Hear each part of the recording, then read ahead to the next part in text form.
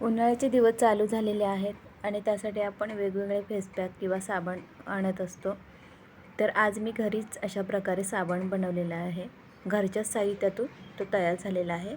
तर चला बघूया मी कोणकोणत्या वस्तू वापरलेल्या आहेत. तर इथे मुलतानी माती आहे, हळद आहे, कॉफीचा छोटा पॅकेट घेतलेला आहे, बेसन, व्हिटॅमिन सीच्या 2 कॅप्सूल आहेत, रोज वॉटर आहे, नसेल तर पाण्याचा वापर करायचा आहे आणि इथे टी ट्री ऑइल घेतलेला आहे. सगळ्यात आधी बेस वितळवायला इथे मी घेते.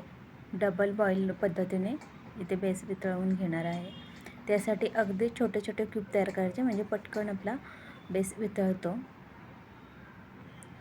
आणि मी 2च साबण बनवणार आहे, त्यासाठी प्रमाण एवढंच घेतलेलं आहे.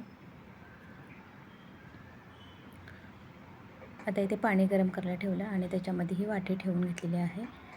तोपर्यंत हे सगळं मिक्स करून त्याच्यामध्ये मी रोज वॉटरने याची पेस्ट तयार करणार आहे. रोज वॉटर तुमच्याकडे अवेलेबल नसेल तर तुम्ही साध्या पाण्याचा वापर केला तरी देखील चालेल. तर याची आता पेस्ट करून घेणार आहे. टी ट्री ऑइल आहे ना, याचे फक्त 2 थेंब घेणार आहे. आपल्या चेहऱ्यावरती किंवा अंगावरती कोणत्याही प्रकारची खाज वगैरे असेल तर ती या ऑइलने निघून जाते.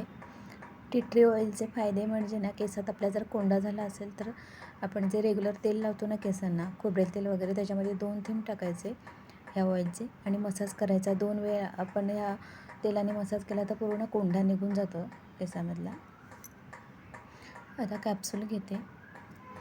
जास्त उन्हाळ्याच्या दिवसात आपण आपल्या चेहऱ्यावरती टॅनिंग वगैरे आलेलं असतं आणि त्यासाठी आपण रोज फेस पॅक वगैरे तयार करू शकत नाही आणि त्यासाठी अशा प्रकारे साबण बनवला ना तर आपलं काम पण वाचतं आणि वेळ पण वाचतो.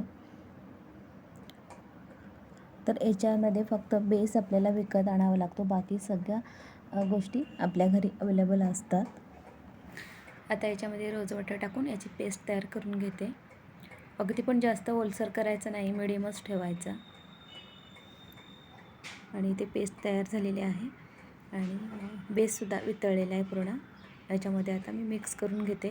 पटकन मिक्स करायचा, नाहीतर मग त्याच्यामध्ये गुठळ्या राहू शकतात. आपण जेव्हा हा साबणाचा बेस ऑनलाईन ऑर्डर करतो ना, तेव्हा शक्यतो 1 किलोच्या प्रमाणातच आपल्याला तो मिळतो, कमी प्रमाणात मिळत नाही. तर मी 1 किलोच हा मागवलेला आणि मागच्या वेळेस मी कडुलिंब आणि ॲलोवेराचा साबण बनवलेला होता ना, तर त्याच्यामध्ये 6 साबण बनवले आणि माझ्याकडे अजून बराचसा शिल्लक आहे. म्हणजे मी कधीही साबण घरी तयार करू शकते आपल्याला पाहिजे त्या प्रमाणात.